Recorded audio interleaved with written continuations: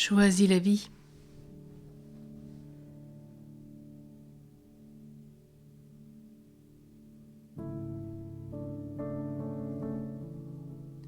La solitude habitée.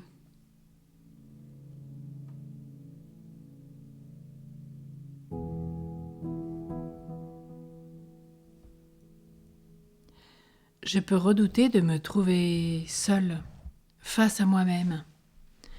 Et pour cette raison, trouver un intérêt à me griser de bruit, de mouvement, de vitesse. Et si je découvrais le cadeau qui s'y trouve dans ce silence? Vivre une solitude habitée, ce serait paradoxalement unir la présence à la solitude. Le moine est seul, seul avec Dieu et seul avec lui-même. Comme pour le moine, il m'est impossible de ressentir l'extrême bonheur qu'il peut y avoir à être seul. Certes, j'ai besoin d'avoir des contacts humains, mais je m'attacherai à ne cultiver que ceux qui seront pour moi et pour l'autre un facteur d'enrichissement, de progrès, de découverte de soi ou de service dans une relation constructive. Je saurai quitter progressivement, sans blesser inutilement, les relations qui me rongent, qui m'utilisent ou que j'utilise pour me sauver du désarroi. Si je suis une mère de famille et chargée de multiples et lourdes tâches, il m'arrive d'exprimer le désir de partir sur une île déserte. N'est-ce pas là un souhait vital de solitude?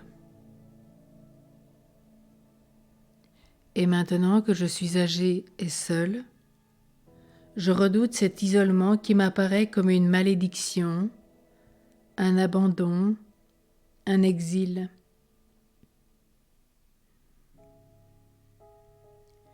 Que je sache retrouver l'aspect positif de la solitude que je comprenais si bien lorsque j'en étais privée.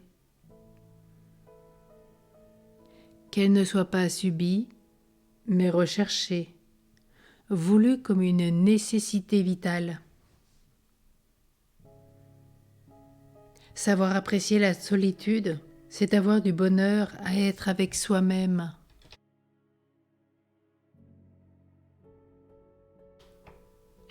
Ne suis-je pas pour moi le compagnon le plus constant de toute ma vie? N'ai-je pas envers moi-même un devoir de fidélité à ce que je suis en profondeur? Ne suis-je pas redevable envers moi et aussi envers toute l'humanité de ce que j'ai fait pour me libérer des lourdeurs de mon hérédité?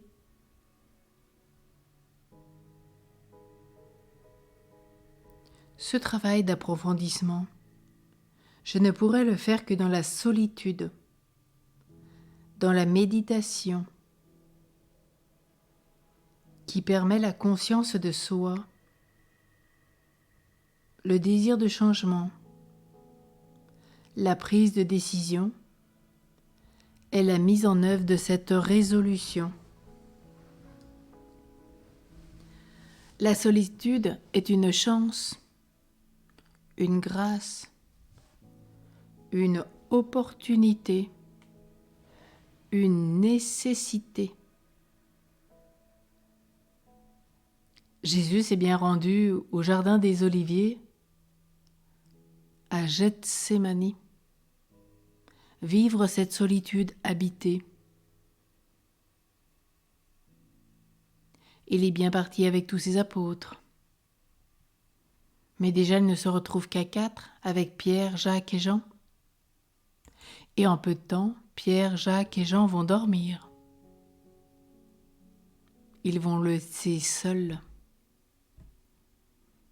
Mais la solitude de Jésus poussé à son extrême,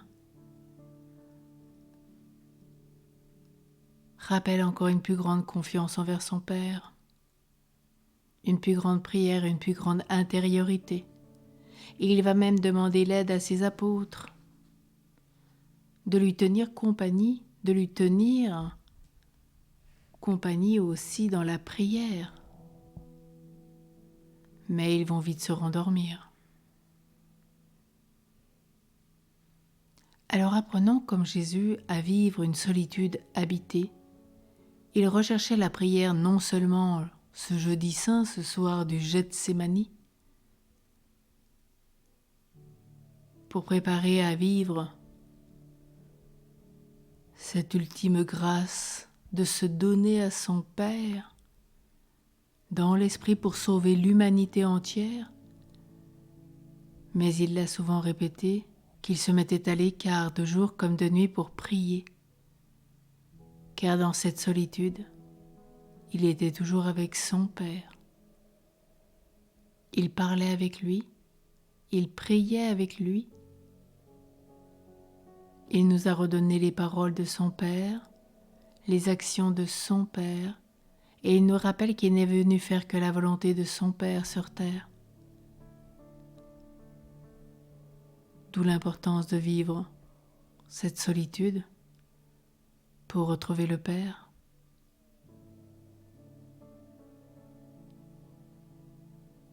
Oui, quitter tout le bruit, le mouvement, découvrir que le silence est un trésor.